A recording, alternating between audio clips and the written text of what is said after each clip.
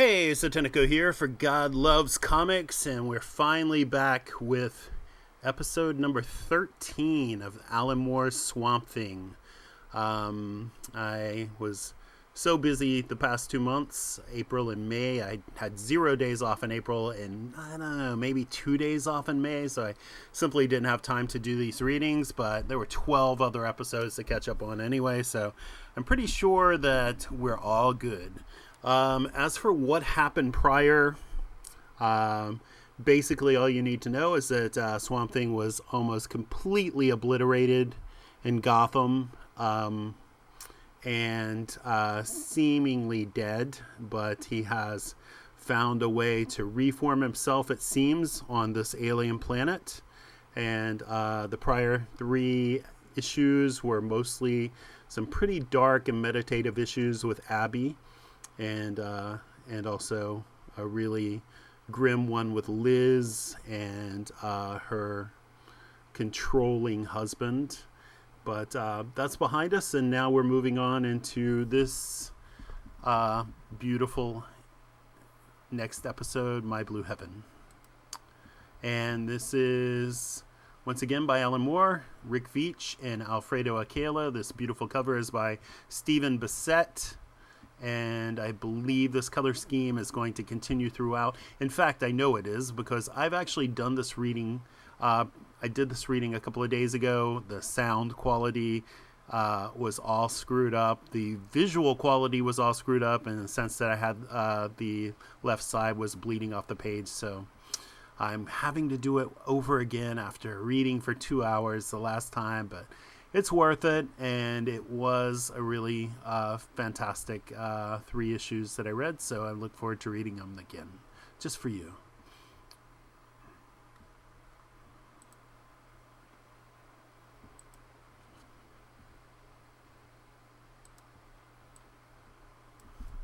Everything is blue.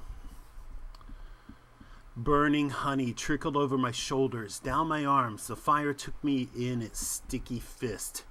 Then death came. It was a leap into the dark, with fingers crossed as always. My feet are made of roots and moss. Their soles of azure swayed, leave deep, inch-deep prints in soil like powdered sapphire. The gravity here is different. Everything is heavier. Everything is blue. My killers dislocated my electroskeleton, bent the clear note of my being out of pitch, out of harmony with the earth. Barred from my planet's emerald heart and unwilling to burn, I sought shelter elsewhere. The turquoise ferns and duck egg pebbles, the aquarium light filtering through clouds of bleached cobalt, the reflected glint of Prussian midnight from the grazing beetle's polished shell. Everything. I jumped. Everything is blue.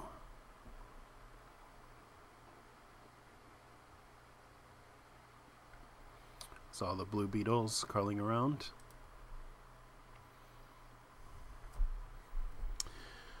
My Blue Heaven, once again by Alan Moore, Rick Veitch, Alfredo Akela, Tatiana Wood is the colorist, John Costanza is the letterer, and Karen Berger, who went on to become the editor of Vertigo, was the editor of the Swamp Thing series. I jumped blind into the void. Was a world sharing my new frequency within reach? Within existence? In endless howling nothing, I clung to blots of moss on lonely meteors, taking comfort before moving on. Set down at the feet, the beetle rolls away from me, a bead of dark blue ink trickling downhill to join the rest of the herd. Through flowers, the color of ice, September sky, Abby's eyes. I ran towards her, kissed her, burned. I held her delicate body only briefly, and will never see her again. Perhaps only in this world will have me now. The nocturnal butterflies here sing like barely audible birds. 19 days here have taught me which juices attract them. Fluttering around my brow, stained glass wings rippling, a distant choir, soothing, distracting. Mustn't think of Abby. Mustn't consider the distance between us, or I shall scream forever into the silent blue. Beautiful, beautiful splash page. Double page.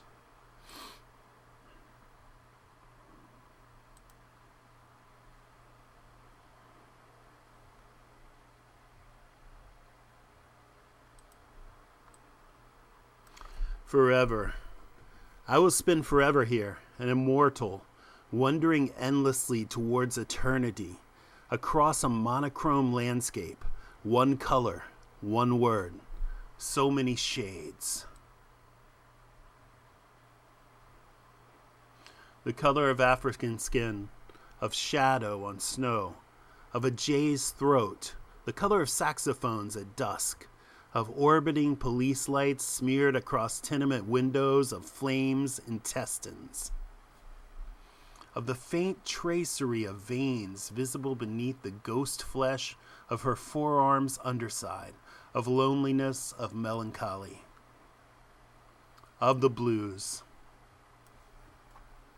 Absolutely beautiful prose from Alan Moore, so imaginative. Day 20. The sun's a vast, ferocious engine of white gold, razor-edged flakes of shadow stipple the flood-lit meadows. I grow a light, flimsy body with inflatable air sacs, experimenting with shape to relieve the numbing blue tedium. The clouds boil beneath me, milk curdled with blackberry juice. This world is large and empty save for fish and flies and flowers. How long will it take me to explore it thoroughly? 400 years? 5? She'll be dead by then. Bursting my distended stomach's paper walls, descending in a drift of seed pods, I rise from the soil beneath, alone amongst the ultramarines and the indigos, alone in a place where companionship is not possible. But then why not? Snock, skak, lich, platat, quelp. As a harmless amusement, nothing more, as a diversion to while away the time, when at last I weary of the moth's subliminal chorus, why not? Why not form another of me?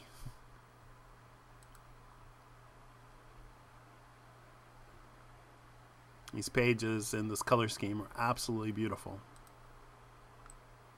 And there's some of Rick Veitch's classic sort of trippy acid sort of trip visuals.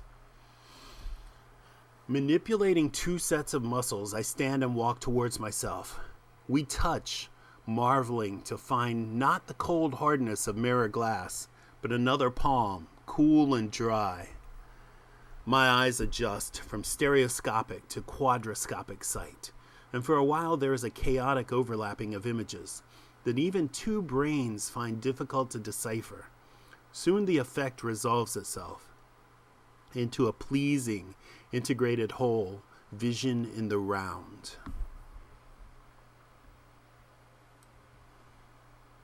We spend the morning marking out the chessboard, then gathering suitable pieces, insect husk, and the shells of dead beetles, snails, and mushroom caps. Memorizing the pieces takes several hours. They were all blue.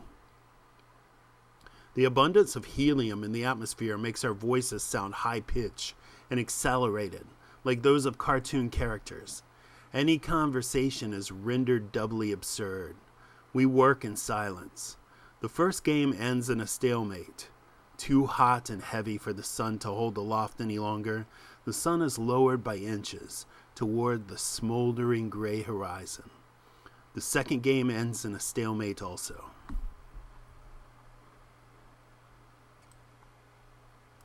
And the third. At sunset, the shadows are almost purple, bruising the landscape but not drawing blood. And the fourth. And the fifth. Growing bored, I allow one of myself to die, leaving a wizened mannequin to deliberate over the deadlocked mollusk and hollow wasp, till time should grind them all to sad blue dust. Scenting dusk approach, the moths commence arias. On the threshold of hearing, they irritate me. Modifying my juices, I release them. They flap away, ragged scraps of daytime sky, overlooked and left clinging to the new backdrop of gathering night. And he has sprung wings himself, like a moth. Quite beautiful. Unfolding giant leaves like sails, I let the wind lift me into the cool fluorescence of twilight. Let it carry me on its jet streams into the elusive distance, into territories unglimpsed and unfathomable, into the wild blue yonder.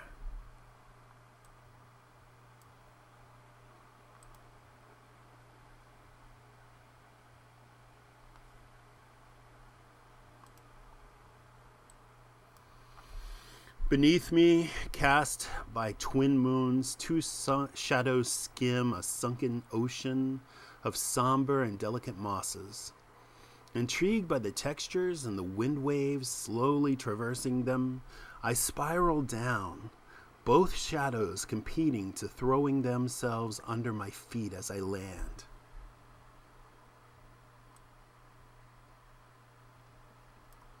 The moss is supple and fine from it. In time, I might sculpt forms of exquisite subtlety. The idea strikes unexpectedly, leaping out, as if from ambush. What if I were to... No. The concept is too bizarre, too dangerously irrational. And yet, clap, quack, splick. Think we know where this is going? I craft the skeleton carefully, lingering over the cheekbones before knitting the lean flesh and blue peach skin into place, shaping the bird-like hands. My own hands tremble, and as the flowers blossom and a pale mane from her scalp, I am breathless. We stand and gaze at each other, and for a moment I am tempted to laugh, to dismiss this puppet show for the madness that it surely is. But oh, she is beautiful, and I am lost. Moving her legs, I walk. No, she walks towards me. The novelty of her body, her motion, the swing of her step, the inclination of her spine, counterbalancing the small, constant weight of her breast. To know her so thoroughly, to feel what she feels is intoxicating. She is so much smaller, her point of view lower than mine. Through her eyes I look so large. I had not realized. Oh, Abby. I thicken her vocal cords to compensate for the helium and fill her lungs with air. What would she say? How would she phrase it? Hi, Alec. How have you been? And we see tears falling from his eye sockets. Quite beautiful that he fashioned her hair entirely from flowers. I tell her that I've been fine, and in response I attempt her smile. Her lips curve succulent and lustrous as blue grapes. The smile lacking subtlety is not entirely right. My throat tightens regardless.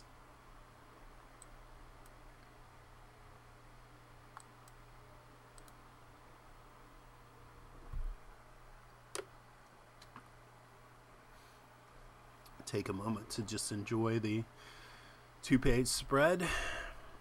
Absolutely beautiful.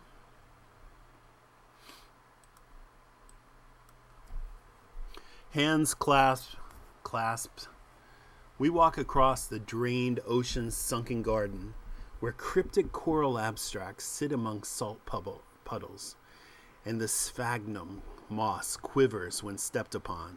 The ozone wind is haunted by dead fish. The damp velvet of her soul slips suddenly fractionless across the limpid shells underfoot. She stumbles convincingly, touchingly, and I catch her, holding her tight as we walk. It seems like the most natural thing in the world. We kiss, then kiss again. Embracing, we sink to our knees. Through the dreamlight phosphorescence of air too rich in rare gases, we tumble, a kinetic progression of stop-motion glimpses, sensual and inevitable in their sequence. A blue movie.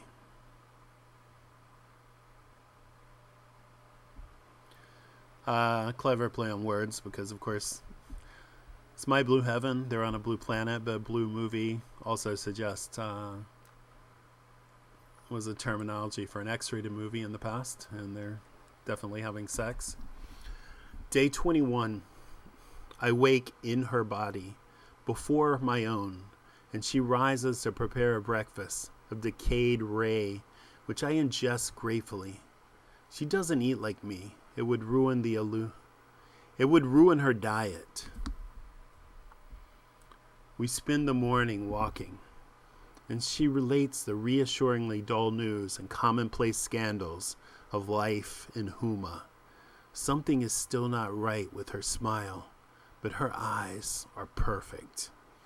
Looking through them in tandem with my own, the world becomes a place of charmed perspectives and ambiguous depths, of solid space unfolded as easily as an origami flower.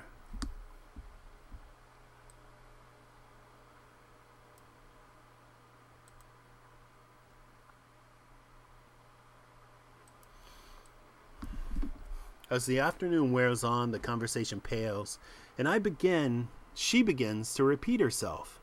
Beyond the inadequacies of her smile, there is something yet wrong. She seems out of place here. She has no context. I shall make one for her. The vertical lines rise up, girders of blue ironwood, horizontal branches thrusting out at hard, inorganic right angles, smooth bark mimicking chill steel, nature miming geometry. The gaps are quickly colored by interwoven vine, by moss, by thin translucent membranes that glint like blue window glass in the dying shafts of the sun. Delicate lichens engrave the fine details, the half-remembered names on stores and hoardings, and it is done.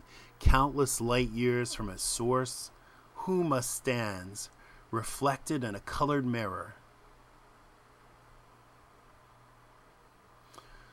So shockingly inventive from Alan Moore that he has given Swamp Thing all of these rationales, all of these, terminologies for, nature miming geometry and delicate lichens engraving the fine details to actually fashion the city from completely organic materials and make it seem believable. The facsimile is almost flawless. Cars of ingeniously modeled privet wait outside freshly grown Louisiana barrooms, and softly luminous flower bells nod from the wooden shafts of street lamps. Almost flawless. The town is inanimate and without life. No children dashing across the busy roads confident of their immortality. No retired fat men mopping their brows in the Louisiana heat.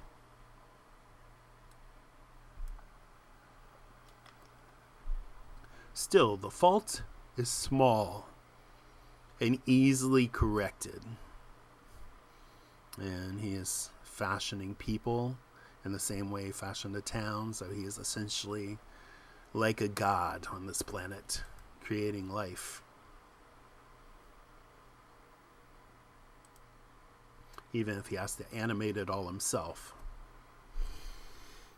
I am this world's sole creator, and if I am to remain here, unwilling to risk another leap into uncertainty, then I shall transform it to suit my requirements. I concentrate, the children dash, the old men swelter.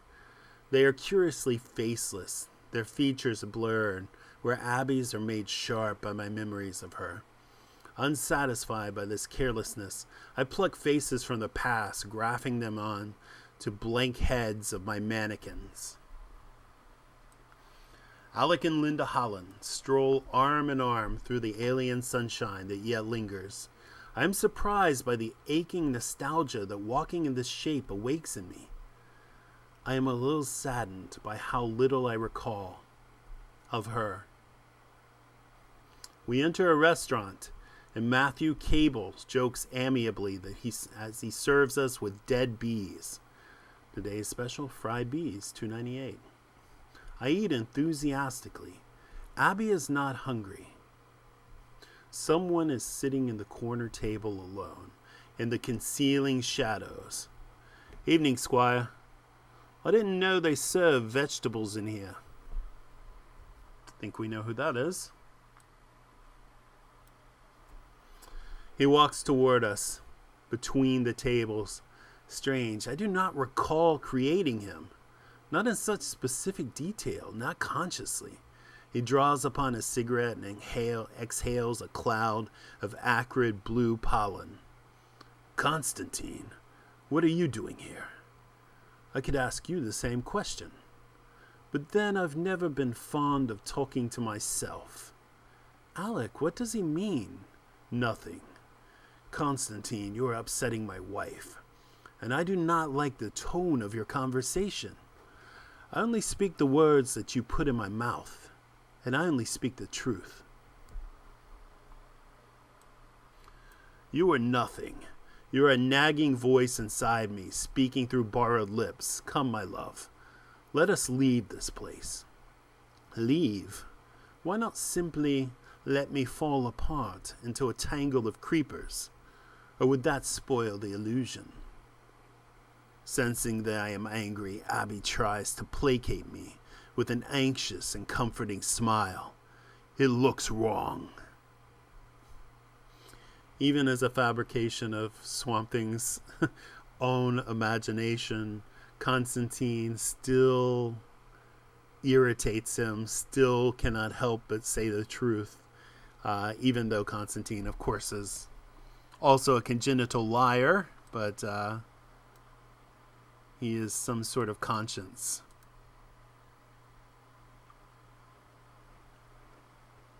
Her smile is wrong. It's wrong. Your smile is wrong, and I am alone.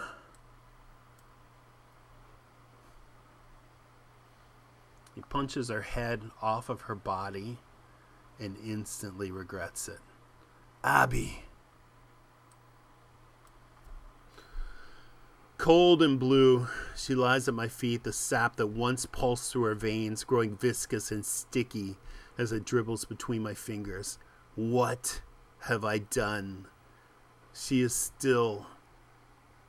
I could make her move, uncurl the dead fingers, manipulate the dead legs and hips like a macabre puppeteer, until she stood swaying before me. No, what am I considering? I cannot do it. Cannot make her rise and walk. Not without a head, not without a soul.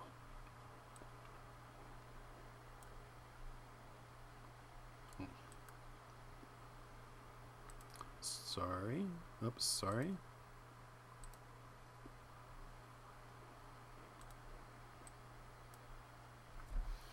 Like blue bile, the scream floods from my throat, and I turn and run past cars that are gradually losing their shapes to the rain. I try to hold the world together in my mind, but it slithers from my grasp, made slippery by sap. In despair, I let it die. I let the buildings unravel and the children fall dead in the streets. I stop the hearts of the perspiring old men. I kill the world. Blue murder.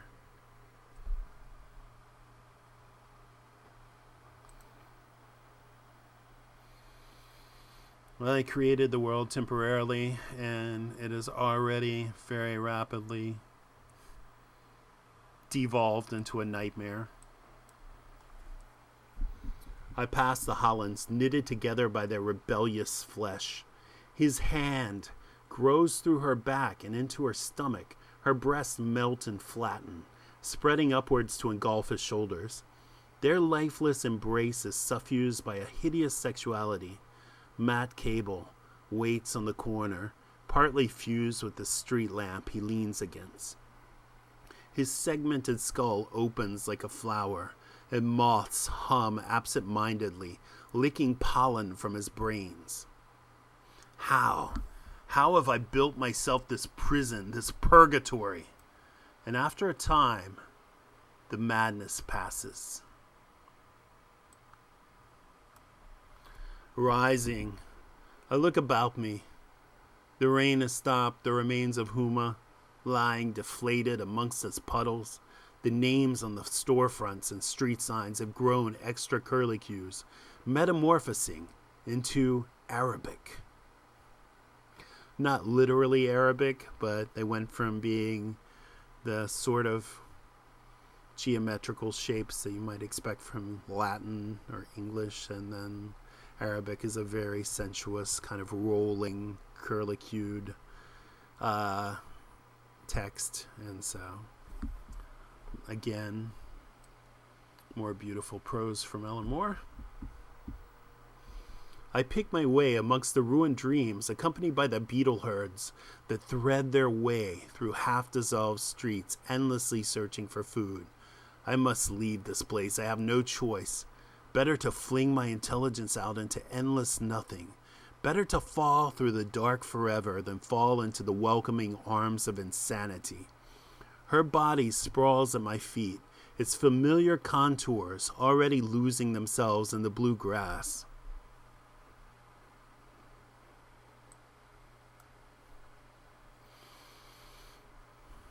He didn't intend it as a horrific vision, but it's pretty horrific. Him holding her severed head and actually sap coming out of her nose and lips like blood.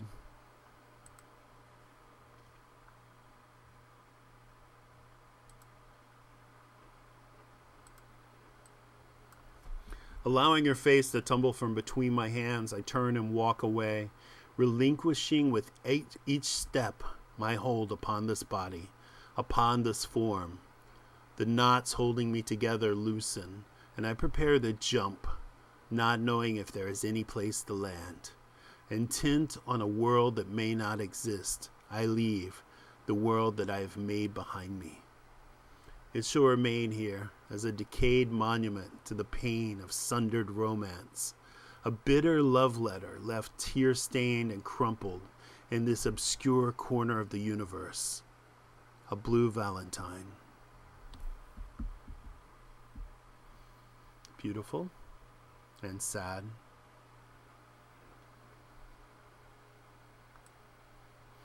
Next, Mysteries in Space, with the lettering of DC's old Silver Age Mysteries in Space. It's pretty cool. And that is the end of book 5. We will continue on to book 6. But there you are, the very end. You thought that it could not get worse. You imagined that things had reached their limits. Do not delude yourselves. There are no limits.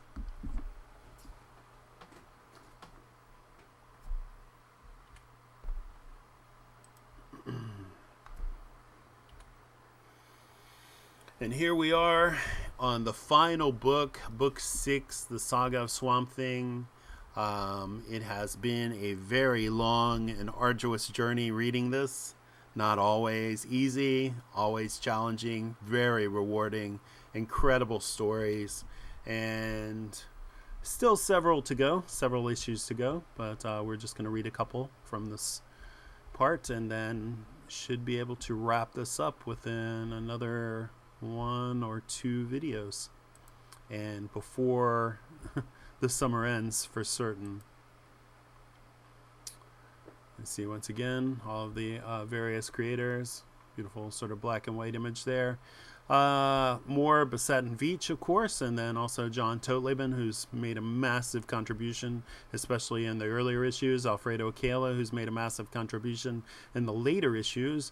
And Tom Yates, who also filled in a couple of times and did beautiful work. And original series cover art by Bissett, Totleben, and the first appearance of Bill Sienkiewicz, even though I think only as an inker, but it's always great to see Bill Sienkiewicz's name. And once again, Lynn Wein and Bernie Wrightson are the creators of Swamp Thing, and Tatiana Wood did the original series color. And table of contents. So we have 1, 2, 3, 4, 5, 6, 7, 8. More than I expected, but that's good because I honestly don't really want it to end. It's been such a great series. And this would probably be very, very informative and entertaining to read, but I don't think anybody's going to just sit still to listen to me read all of Steve Bissett's introduction from 1988 and 2011. And there you have a beautiful cover. Again by Steve Bissett, and it says after BW, which would be after Bernie Wrightson. And another new look for Swamp Thing. Alan Moore really changed everything up with, his incredible imagination and freed Swamp Thing from the swamp, in fact.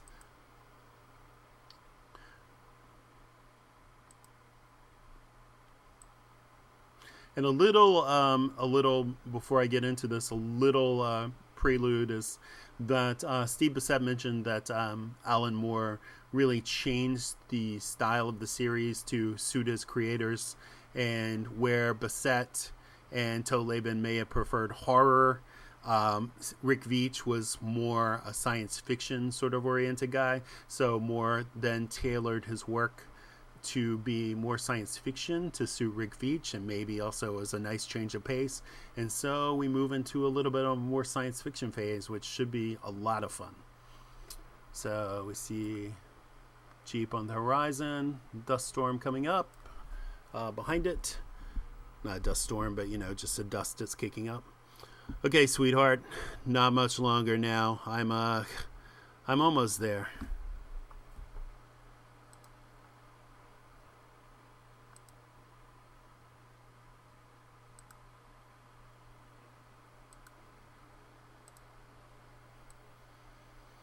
Oh no, Outback Mall. Oops, hate when it does that. My fault.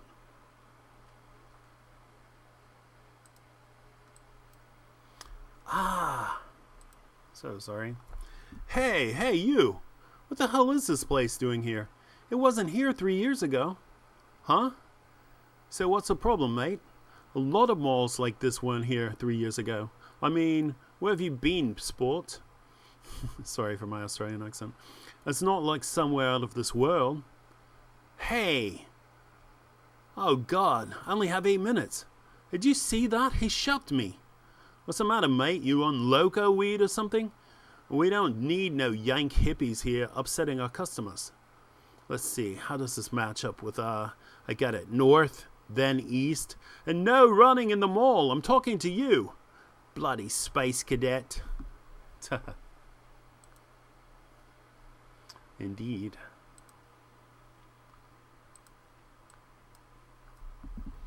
Space Invaders and multifunction ray gun being carried by that old guy and kid with the Darth Vader mask. So the fun is beginning.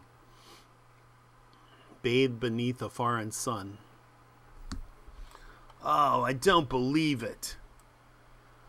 Oh well, okay. Now over on the left, in the corner. That should be the exact spot. Ah, hell. Hey, come on in there. Open up. I have to get into this cubicle. Huh? Not with me, you ain't, mate. I'm staying put. You'll be moving further than you think unless you open this door. Huh? Is this some kind of threat, you drongo? You wait until I get out of here. Reagan, Star Wars, not negotiable. I can't. Struth, what the blue? Whoa. I'm sorry, friend, but my need is greater than thine. Well, maybe. That bloody tears it. When a bloke can't get a quiet ponder on the porcelain. You bleeding peroxide poofter. I'm going to boot your ass straight into bloody orbit? Huh? Where? Good day. So, Adam Strange vanished down the toilet, which had been used and not flushed. Okay. Listen. The men's room falls away. Its whispering acoustics in conspicuous lack of odor. It's conspicuous lack of odor, and there is cold vacuum in my bone marrow. And how big am I? And oh God, every time I forget what it's like. And falling, but inwards like shrinking, and then tendrils squirm, crumbling brown planet flesh. In the laboratory, a bomb. He burned. The white-haired woman gone. The blue world, he jumped, and then... What? What collision? In nowhere, I hit something. Impact. A smashing green fist. I can't.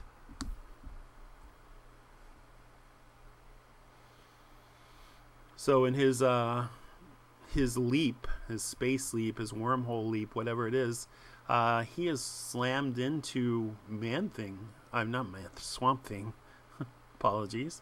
And he has experienced some of Swamp Thing's memories.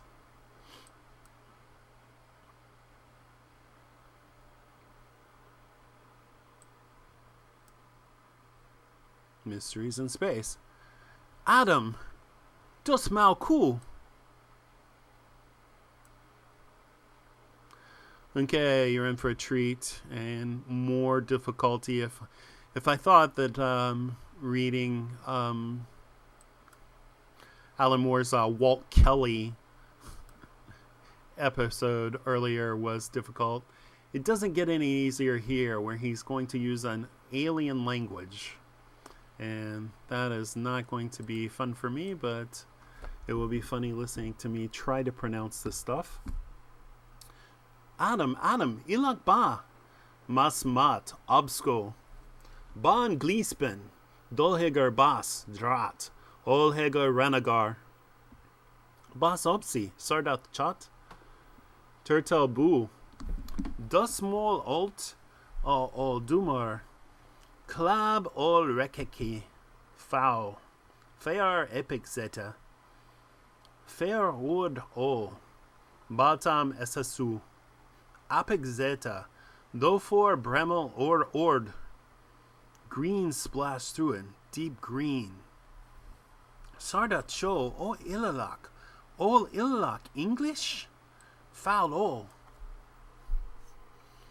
Tho reket, foul weep, Unsa renegar, minep fal for aldran ol, vir glispin, dolret, ayu Adam, cold, wet, bas glispin, heg sardachat, al, wol bas glagle armor, I hit it, fal tom hord ol, ayu sardacho, fire, All al foul. Sasu Alana, Sasu.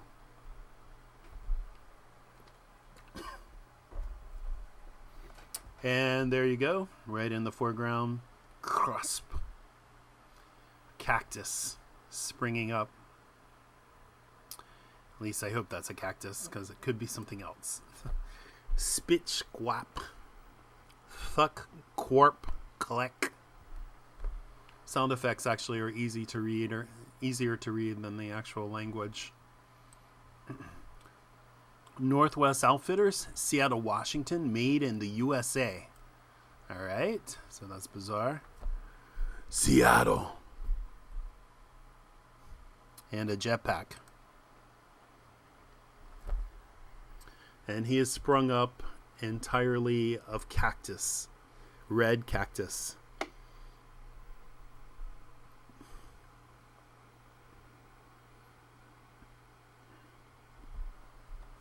And as he tracks their footprints around, then we see his footprints, and it sort of is like a Sasquatch.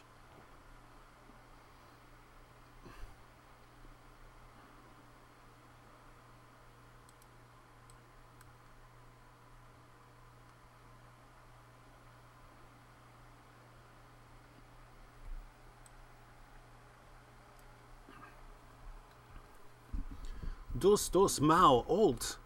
Foul Adam ale?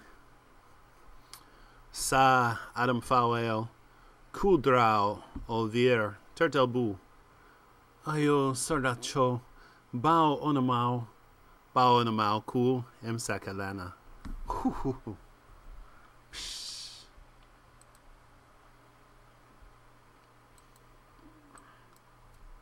Adam. Ayo onamau bull. Alana.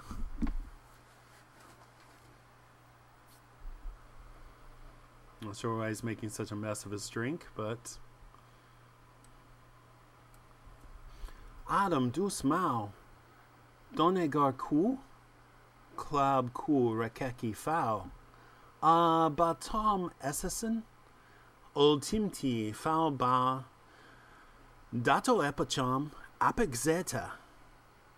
Epacham rieren, epacham glust. On Basul masrat rafti. Kufau zon ililok os chechador rani.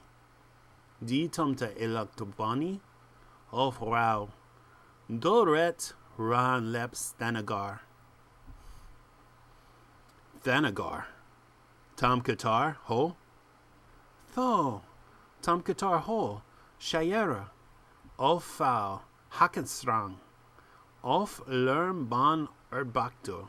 Erdobakti. Ret. Kua maso. Hackenstrang almost sounds Nordic, Norwegian, something along those lines, Scandinavian. On turtle. Budoret. Earthchan. I'll Sarachat. Owa Ilalak. Thanagaru. And they're the Thanagarians, the Hawk people. Initially, I thought this was Hawkman, Hawkgirl, but I think it's a different iteration. A little more evil. Adam Chi, Olfa Aili, Olf Rao, Keela Roo, Ep Sira Ek, Sheshider Leps Thanagar. Absorbiscan linked. Translator should simplify the discussions. Although there was really no reason for you to attend this meeting, other than Alana's insistence. You should be resting after what happened in the Zeta Beam. I'm fine. Greetings, Keela Roo. My apologies for having only recently arrived. I'm unfamiliar with this situation. What brings you and Sarah Ek to Rann? Greetings, Adam Strange. We come in response to Rann's tragedy. Tragedy? Has Kanjar Ro done something? Are they Hyethus?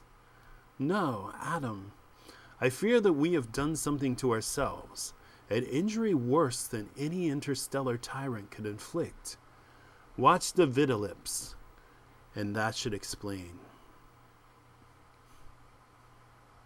Looks like a zombie apocalypse, but apparently it's just a famine. Since our nuclear folly many centuries ago, Rann has grown increasingly sterile.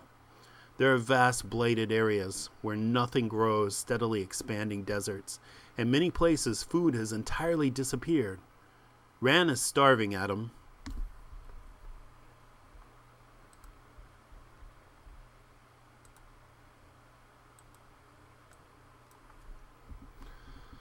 Oh God, here too, it's like Africa. I understand Africa to be a continent. Rand is an entire planet. Our Absorbiscan glean knowledge gives Thanagar the technology to restore the irradiated environment, hence our presence. Thanagar is lending its technology to Rann as part of a free exchange of information, yes. We give Rann the means to halt her famine, while in return Rann supplies certain technical information to Thanagar. What sort of technical information? Oh, mostly just data for our archives. We Thanagarians hoard facts obsessively. Details of Rann's fascinating architecture, wonders like the vanishing city, the Zeta Beam, the ice caverns.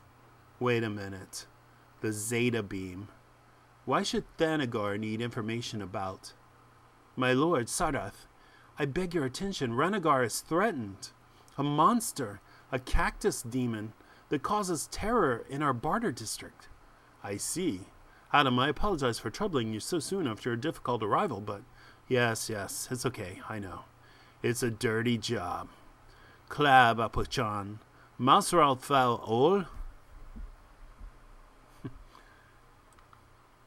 The evil cactus monster. It's just Swamp Thing, of course. Uy, Vorjäger! Utu Stambu! On! Stop! You are human beings. Do you come from Earth? Please do not run. Swamp Thing is surely very happy to see anything resembling a human being that he didn't have to fashion himself. Foul Cuvier!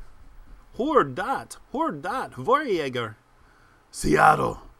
Has anyone heard of Seattle? Roar! Ba Hord! All al Klab! O Dumar, Dato Ol!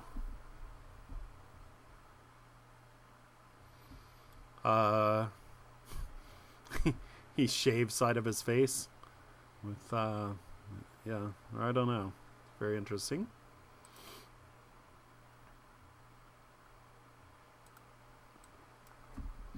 Guns. How far must I travel to escape from them? On das Maul!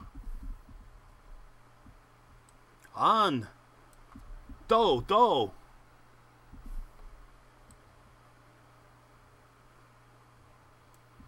I just grew these plants and just smashed that into the ground very easily. And meanwhile, even though he's supposed to be off to rescue the city, Adam is busy shaving, changing, much to her pleasure, and he has a very defined torso.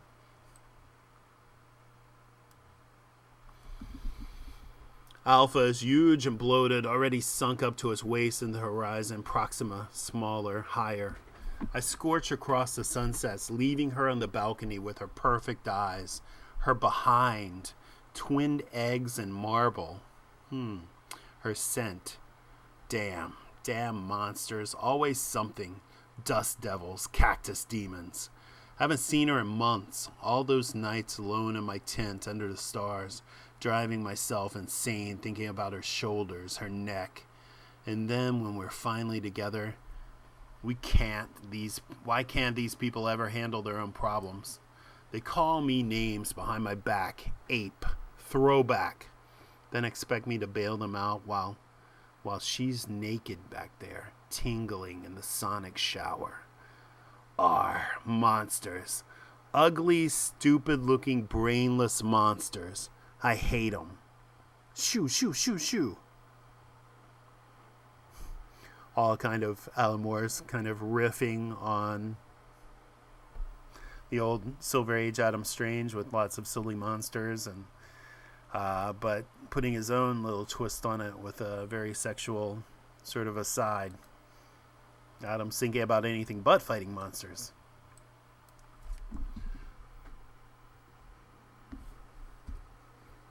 Still standing still. Tough looking son of a bitch. Well, okay, I'll try. Wait a minute. Wait, what's that swelling up on his hide? Looks like boils or pustules.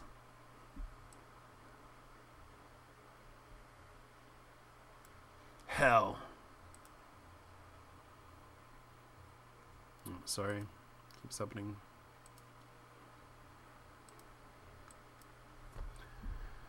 Quick, up, dodge them. No, I'm too late. Ow. All right. Pearls of sweat rolling slowly down her breastbone, skin of vellum, aureole of warm bronze, and I'm here bleeding in this atrocity, this stinking bloody monster. All right. Splatak. Ack. So, Swamp Thing just kind of burst these pustules of cactus, and there you see Adam Strange with cactus spines in his forehead and on his cheek. This is pretty funny. Oh, for God's sake, better lift clear before he separates his body and latches onto him. Puff.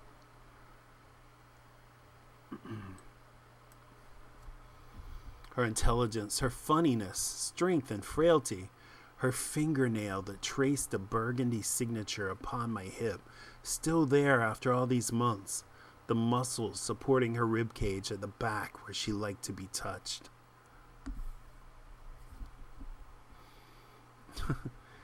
Still fantasizing about Alana. Still with these spines in his face.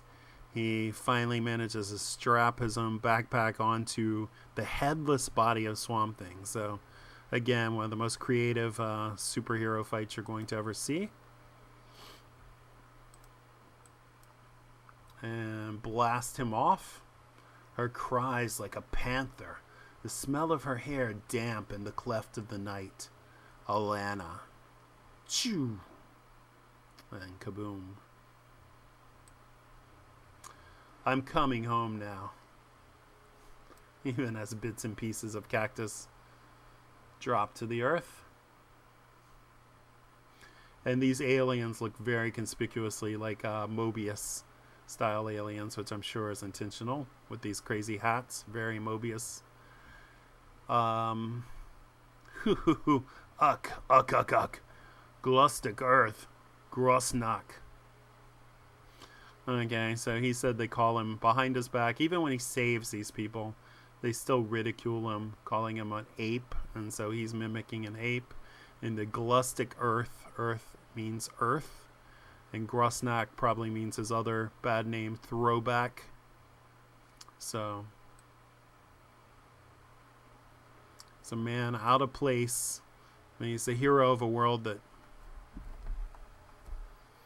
ridicules him behind his back. It's late now, and there, finally, she's asleep. Shadows beneath her shoulder blades like smudges of soot. Her back rising and falling like so. Sitting up, I cover her, the chill flesh on her legs. On the hologlobule, a faceless man and woman share water, slowly, ritually sipping it from the skull of a cat. The Rannians find it erotic, but it's so abstract. There's so many things I'll never understand. Perhaps take a walk outside, need the air, the cold, the stars. Can't sleep tonight, feels too busy. Ever since that hallucination in the Zeta Beam, and then the Thanagarians, that monster, and the famine, just like Africa. Except no children. When did I last see children on Rann? Have I ever? Yes, I must have, surely. From the pool of Sardath's roof garden, denizens of his fluid menagerie leap and splash, moonstruck. That's the fluid menagerie.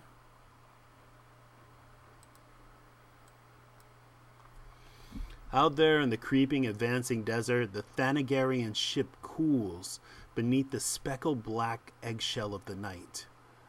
What do they want here? Did they sabotage my arrival? So many questions. So many mysteries. And what? Who's that? Can't quite. Sardath. Arguing with the Hawk people. Speaking Thanagarian. Can't make out what they're saying except yes, there. They said it again. 2 words in Ranagarian. Apec Zeta. The Zeta Beam.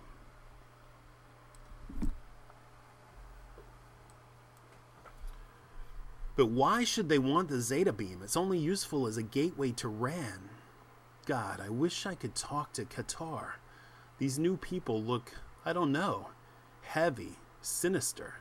Those uniforms. Oh, Sardath. Sardath, what have you gotten into? Never comfortable with the Thanagarians. Too harsh. Too intense. Oh, sure. Qatar and Shayera. But otherwise. Qatar said they were trained to kill only using their wings. Monsters. Always one kind or another. Cactus Man. Bird Man. ape man.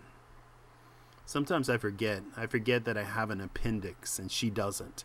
Hair on my body where her people have none. Forget that however we dress, to them we're all monsters.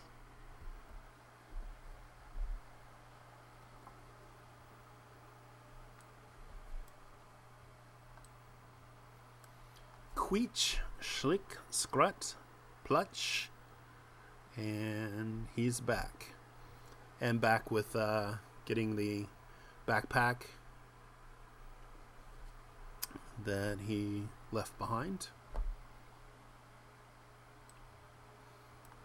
Earthman Adam Strange, Rann's champion of champions. So he actually has a statue.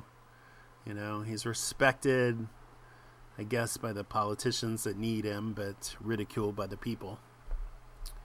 Earthman. Seattle. Next, Exiles, which I would assume is both Swamp Thing and Adam Strange. So that was a great story. It was a lot of fun.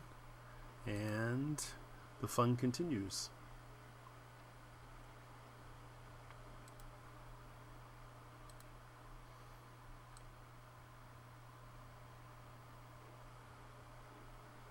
And this I got another Steve Bissette cover.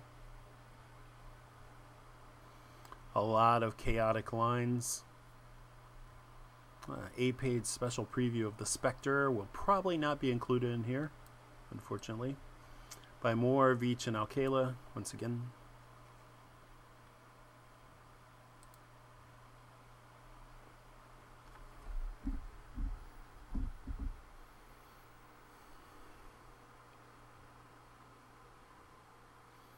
It's a silent page of her sleeping and his jetpack as he takes his robe and walks out to where the water creatures exist.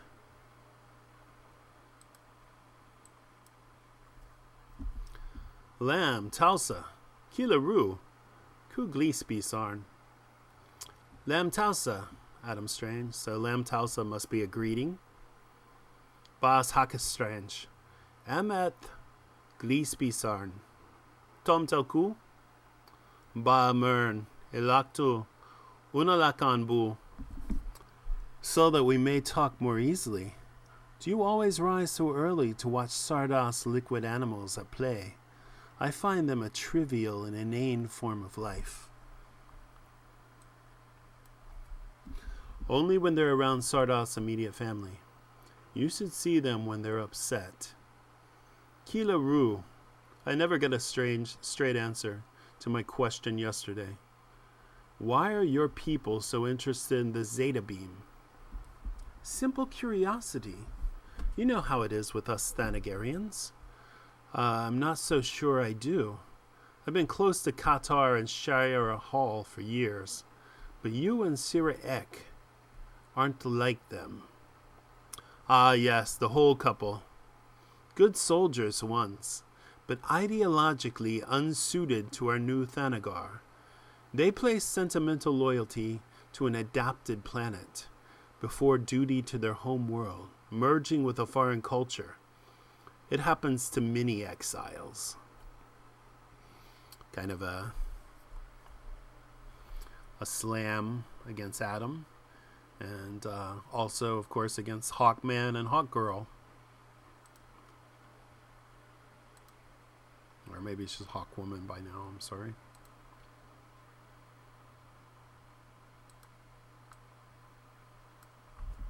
Ideologically unsuited. Things have really changed for you Hawk people, haven't they? As a culture ages, its feathers sometimes darken. You sound so suspicious of us. We come merely to help Rann with her famine. In return for Rann's technology, yes, very noble of you. You sneer? What price do you exact for killing Rann's monsters? Their princess? A life of glamour and prestige unimaginable upon your dreary planet Earth? No, you have no call to mock me. Rather, we should be allies. It would be unfortunate to find ourselves in conflict when we have so much in common. We are both fighters, unlike these insipid Rannians with milk for blood. And here we are, both exiles. Goodbye, Adam Strange. I shall see you at second noon, when Rann's elders vote upon our aid proposal.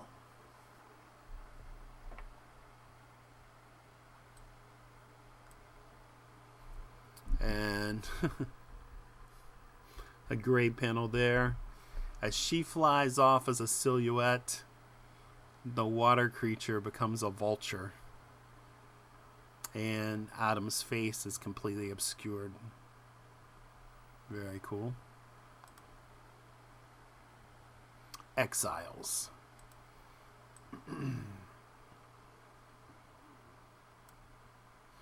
Always doing something incredibly creative with the title as well. Now you can see the Swamp Thing running the length of this building. The city is still deserted. It rises late like a person without work or prospect of work. Growing extra limbs to hold the bag that is my only fragment of home. I descend past windows made from rippling sheets of opaque vapor, down walls that grow coats of rich white fur from artificial follicles, hand over hand over hand. He's grown multiple hands to climb and to carry. On display amongst the rooftops, a mechanical woman performs angular but oddly affecting ballet movements, repeating endlessly upon an endless loop. Amongst the stranger yet, I seek the strange, Adam Strange, champion of Rann, Adam Strange of Earth.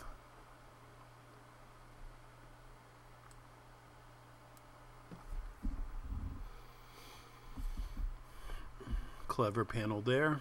As he suits up, you just see him in the mirror, his helmet, where his head would be, and a hairdryer, which is pretty funny. So it does sort of speak to the sort of vanity that he gives off, even if it's Alana's. Adam, kufal ale, kufal oglo mopap. Do, dadocham ol apexeta. Tam, bifas ale. Klab basistres, nim apps, hakenstrange. Tra o sistret bu emsek. Klab glustendo. Basto fal. El ap bu fanasklip. Traba slovier. Oglo drem. Tho garelak. Tho vorjegen. Sert ba u ku.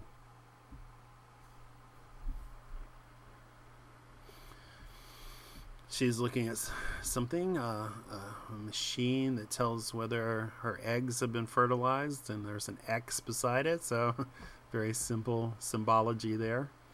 It's easy to understand. And then they put X's in her eyes, reflecting in her eyes, which is a really subtle and clever sort of grace note. I, ofa glishbach bu, dos fau ku aulu. Huh? Erdo antra glisbach. Erete. Ba worldo. Oh, fa glisbach. Bu fars os het. Ha ha ha. Citras do. Alana. Kudo. Glisba. Docha glisbach.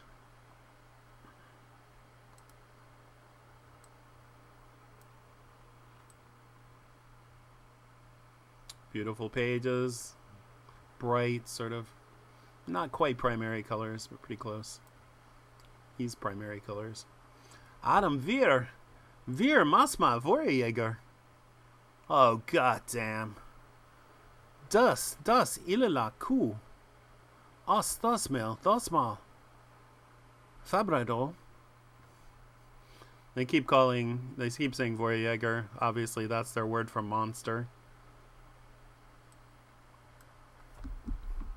Ku tamtel Rann, onamal bu, Lars ba dana strong, I'm Grusnak Vorjager.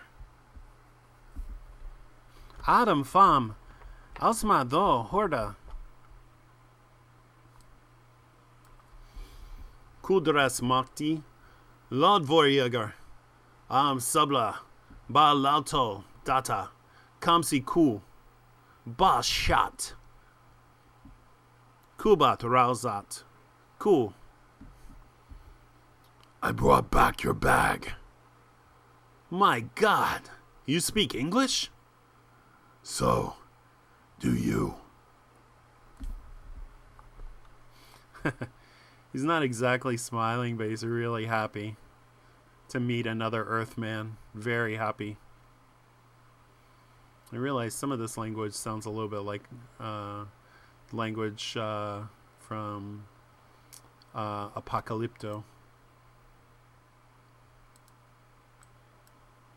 Not the best profile pic of Swamp Thing there.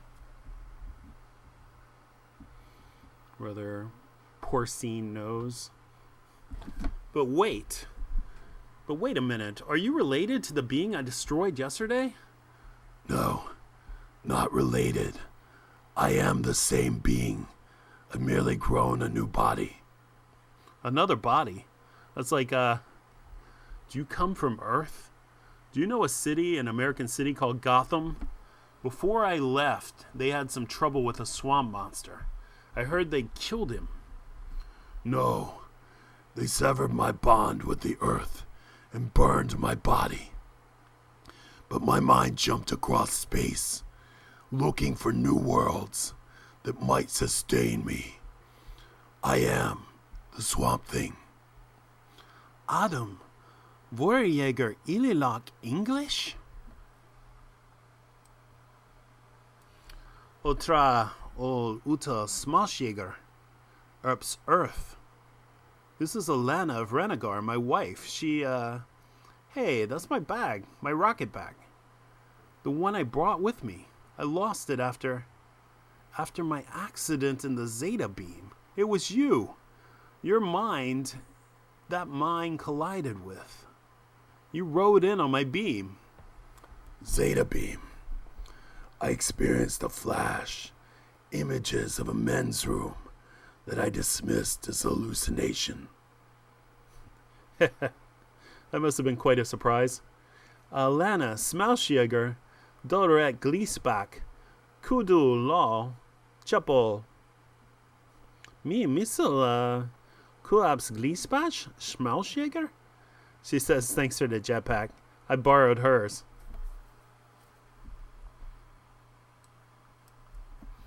It is my pleasure.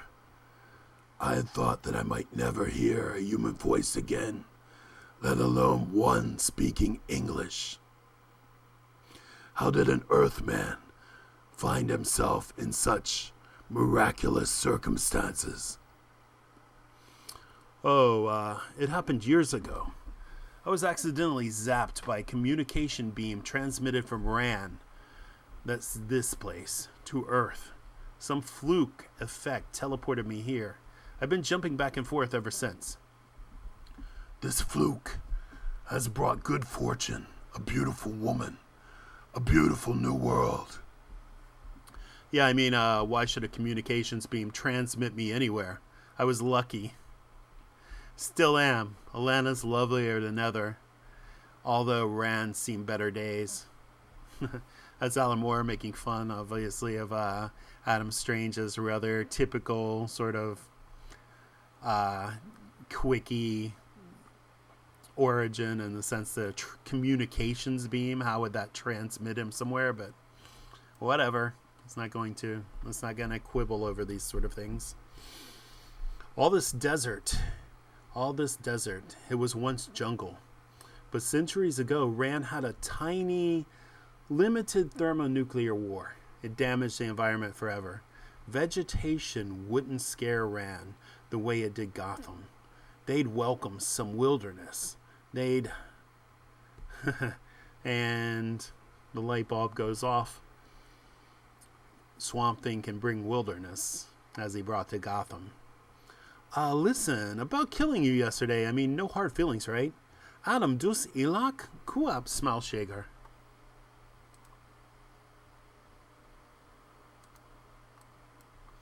Alana, Bob hep amaglim, ep earth epo Gothamagar. So that's Earth and Gotham. Smalshager foul Lurishstein. Foul al Lurishstein. Ep Rann. Ayu, Adam false magla? Your wife seems excited. Could you translate for me? I'm sorry, I was telling her what happened in Gotham. Listen, Rann is suffering from a famine. Could you promote plant growth here like you did on Earth? Mamun ile smalshager? Mamun? I do not know. I've never made the attempt upon so large a scale or so different a world. But if you wish, I will try. That's great. Alana, smalshager, ililak tra. Ayu, smalshager. Kuhet onamas ba. Listen, we have to tell Sardath this. Can you get to the conference chamber in this manse? It's that big structure over there. Is there plant life there? Not much, but some. Can you make it under your own steam, or should I call a flyer? There is no need. I shall be there before you. And there's his vapor trail of Adam Strange and Alana, and there is Swamp Thing disassembling.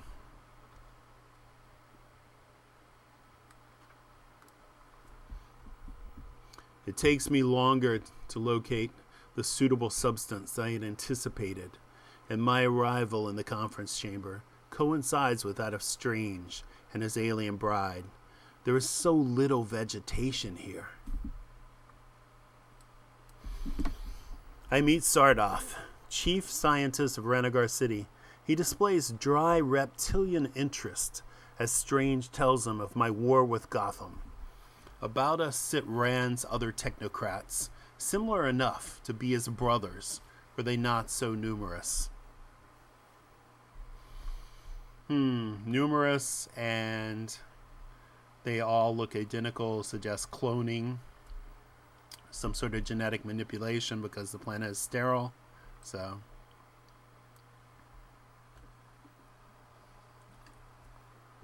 I stare, fascinated, at two fabulous bird people, alien emissaries offering Rann famine assistance.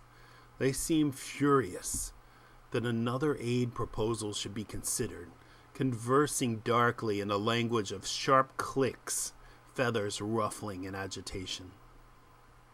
Finally, Renegar's elders vote, speaking with one voice, albeit multiple-tracked. They choose me. Sardath shakes my hand before a screen upon which people die familiar deaths beneath unfamiliar suns. Offended by this seeming rejection, the black leather birds march abruptly from the conference chamber, black wingtips brushing the chamber floor, each step a contemptuous hiss. Sardath tells me I may inspect the desert tonight, if I wish. Darkness comes, unfamiliar constellations fading into view like developing photographs, and Strange points out Soul. It looks like all the others. He leads me to Renegar's margins, to the desert's edge whence I continue alone. Beautiful vista there. Another little funny thing that you have to be paying attention to even notice. His hand is filled with cactus spines as well, because he made the mistake of shaking Swamp Thing's hand to seal the deal. Clever stuff. And again, beautiful page. Beautiful pages. Within 100 paces, I am adrift upon a rolling, sensuous landscape with dunes like sleeping women. The listing hillock of shoulder, the hollow of the back, stroked by the wind's cold, loving fingers. A lot of feminine sexual imagery throughout these later issues. I tread the shores of a glass lake, still and unrippled despite the breeze. I imagine a vast nuclear fist, white hot and blinding, brutally hammering the dull sand into this fused, glittering mirror. I gaze at the desert, trying to imagine the jungle that it replaced, failing. A limited war, he said, a tiny war. Choosing my spot, I sink taproots through the parched topsoil to the vitality buried far below. It is time I learn the extent of the damage. My mind slips into the green, except it isn't green. Browns, oranges, some reds. Autumn colors, the colors of a world approaching its final season. Is there no hint of green? No possibility of a new spring? I cast the net of my mind wider, searching further, preoccupied with my internal odyssey. The outer world recedes, or surrounding me recedes in my attentions.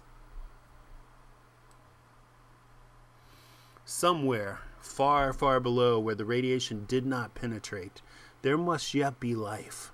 Some still fertile strata that remained untouched by that blazing hand or its poisonous shadow. Somewhere to the south, in response to my probe, there is the briefest reverberation, the faintest echo of green, trying to focus on the exact spot where I experienced a tremor. I close in rapidly. Sifting the unfamiliar impulses is difficult and confusing. I am close to the life I seek, and yet it evades me. I hesitate, as if waiting, guidance above, almost there. And crack, chalk.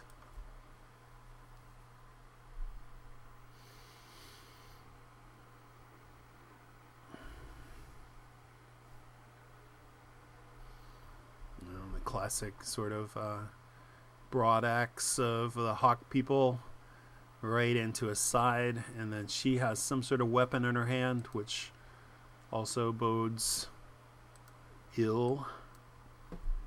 Jolting back to awareness, limbs flailing nervelessly, spinal column severed.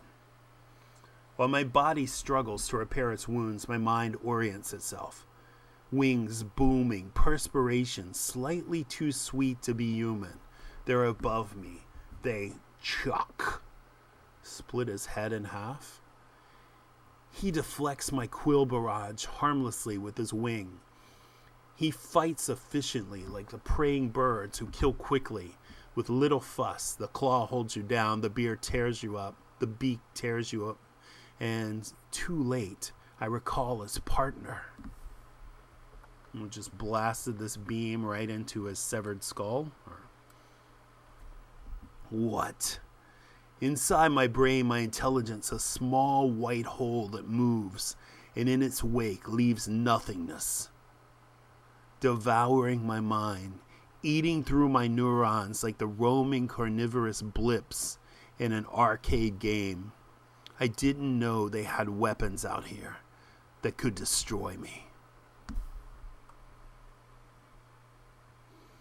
Pretty amazing page and pretty amazing panel here. I knew it. Knew it as soon as I saw that flash of violet. They've hit him with a mind eater. Typical Thanagarian tactic. One pins him down while the other draws a computerized bead on him. Guitar told me Thanagarians use ancient weapons so their enemies will tend to forget how much technology they possess. Sneaky. And clever. In fact, a direct assassination attempt seems out of character for them. They must be desperate for Rann to accept their aid proposal so they can have the Zeta Beam. I wonder why. Sue.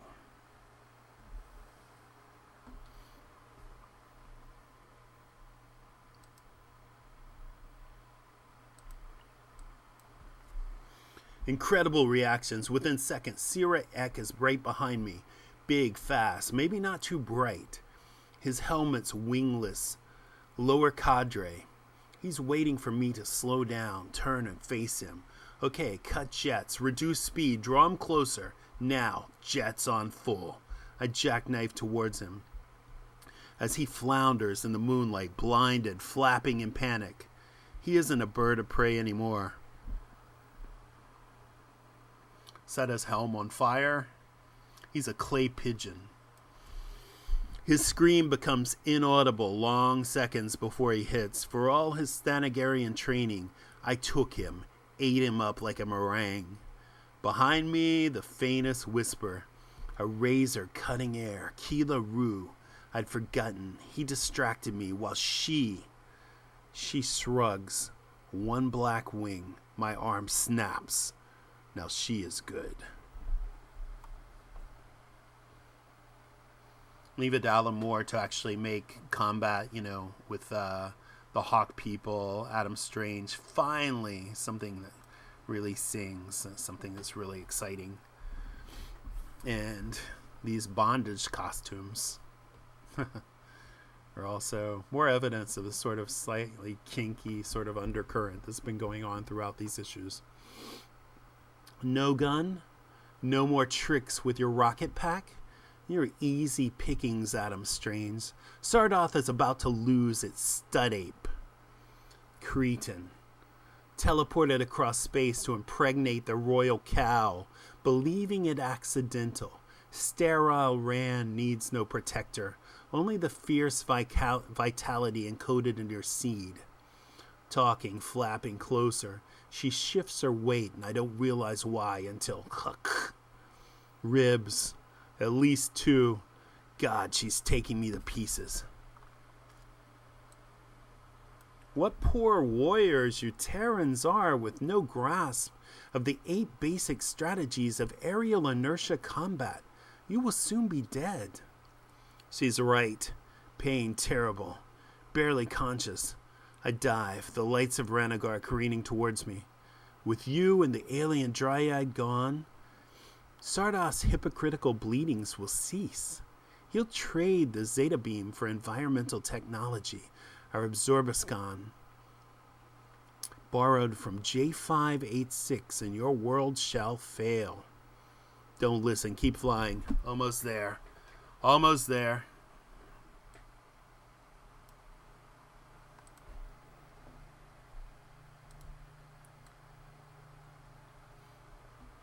Squish. Her wings are sodden, heavy, and flightless. One of the animals pours itself out of the pool, coming after her. From its size, I think it's the female. She shouldn't have threatened me. Not near them. It's on her before she understands what's happening. I can see why Sardoth keeps them. They're much scarier than dogs. Cluck. Incredibly, she gets up. Flight requires big lungs, but she'll last longer than most. She stumbles around the garden in a slow, flailing circle, the fluid animal keeping pace with her. After 3 minutes, she goes limp. After 7, it releases her.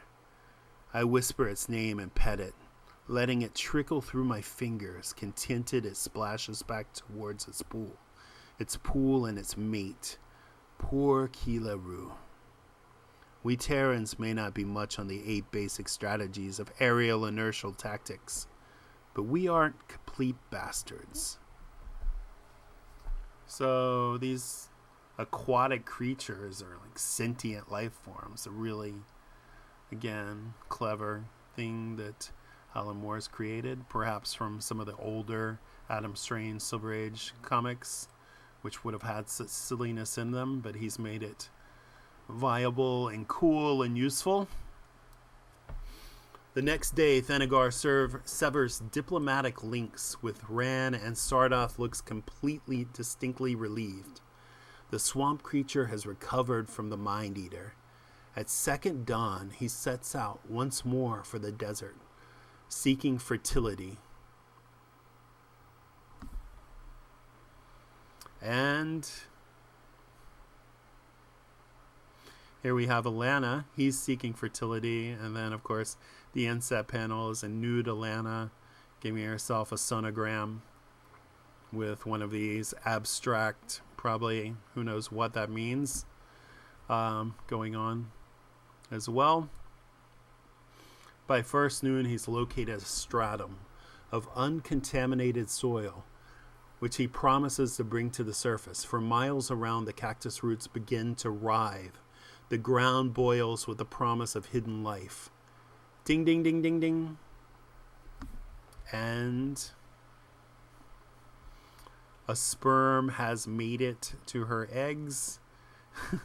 There's a little printout, apparently, and now is X no more. She's actually pregnant. From cryogenic freezers come old seeds sown into new soil. The elemental frowns, concentrating, and at the first bright shoots emerge, the older Ranagarians weep or applaud. The sowing was miraculous. Shall the harvest be less so? Psh, Adam! Fertility in two distinct ways simultaneously. It's beginning. I hope Rann can build from this and gradually restore our echo structure. Anyway, it's better doing it like this than trading the Zeta beam to Thanagar. Why? Did they want something that functions only as a gateway to Rann? Or Earth? Earth. I hadn't considered that aspect. You don't suppose they were planning? No. Oh, that's ridiculous. Although if Sardoth knew, that would explain his distress. No, he would warn me if Thanagar were planning hostilities against Earth. I'd have heard something. Forget it. File it under Unsolved Mysteries, along with how we can get you back to Earth. Mysteries in space. Returning to Earth is useless while I cannot live there.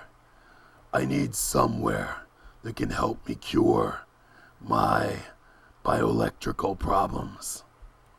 Keela Roo mentioned J586, a planet near Minra, with a vegetable civilization. A vegetable civilization? That's right. Highly advanced, too, as I recall. Maybe their technology could help you. Minra's inconceivably distant. It's where these creatures come from. And believe me, they're a long way from home. As are we all. A whole civilization. I am eager to see such a thing. What of you? Will you return to the Earth? Yeah, any time now. Why? Could you deliver a message for me, a Louisiana woman named Abigail Cable? Tell her I'm alive and that one day I will come home. Please tell her it would do so much to bridge the light years between us. Yes, I can imagine. Of course I'll tell her. Minra's that bright star in the northern sky. Take care of yourself, friend. Thanks for everything. And they both can relate to being apart from the women they love for long periods of time, so that was a brilliant correlation. He shakes his hand. Always a big mistake in this current form of Swamp Thing. And Swamp Thing disintegrates as Adam is once again pulling the spines of the cactus from his hand. Adam! Iyo Adam! Basheshado! Q! Eduku Alana! Onamal! Bu! Bao Lao! Ilak! Falto Al! Schmausjäger! Dos Mal! Adam! Sasu! Bahamasiant!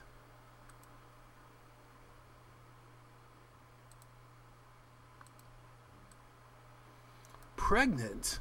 But How do you know so soon is, das falku masiant, das tomu ku do rete, mas log bu adam ba fa saglelig, tra basapsi, ayu alana samso bla clat, ayu adam, which I guess means I love you. Ba onama ku, her lips beneath my tongue, her hips beneath my hands, the ground beneath my feet, all melting to vacuum, to nothingness. Oh, please, not now. But there's Antarctica inside my bones, and I'm getting flash forward images of someplace on Earth, in Mozambique, and I'm gone. Elsewhere in Sardos Manse, Ranagar's identical elders toast famine's end, celebrate the first fruitful Rannian womb, and how long? Years? Decades? She'll return to her chambers. Oops.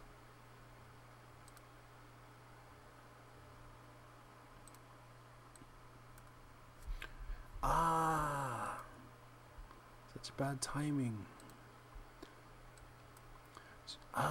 Sorry. So sorry. She'll return to her chambers through spotless, childless palace halls, maybe considering what to tell her offspring if it should ask about his father, so far away, who visits only sometimes. Next, reunion. And the water creature here has formed a heart, which I guess is broken for the time being, which is sort of sad. It was questionable whether Alana was using Adam because of what Keela Roo said, that she was a fertile woman and they needed a fertile man to impregnate her to, again, make the planet fruitful. And, but she seems to genuinely love him and care about him. So that just seems to be incidental in a sense. But there's this sad sort of epitaph in the sense that Adam is only on Rann sometimes, and then he is just dematerialized back to Earth where he's needed. So the next episode will be number 59, and it looks like we're going back to a dark place. Abigail Cable, Monster Lover. That looks like Frankenstein, but it's a cover by John Toleben and Bill Sienkiewicz from 1986. As we close in, I think we still have, I think it ends in issue number 64. Not positive. But I'll end it there. I hope you enjoyed it. I thought those were two very fun episodes, as well as the very beautiful episode of My Blue Heaven. And so I really enjoyed reading them, despite having to read the alien language, but which I don't think are anagrams, but there probably is some meaning. You do recognize that as you read some of the words that they repeat enough and with correlation with the actual images that you can understand them. I'm sure some people understand them vastly better than I do. I basically picked up only a couple of words in reference to Swamp Thing and Earth. But anyway, I enjoyed those episodes very much. They were much needed, lighter episodes after some really dark periods. And it's been a pretty dark run, but still highly enjoyable. So thanks very much for listening. I'll be back with episode 14 soon enough. And please feel free to leave a comment. I love to see some comments occasionally from the very few readers we have. So thanks very much and see you next time. Bye.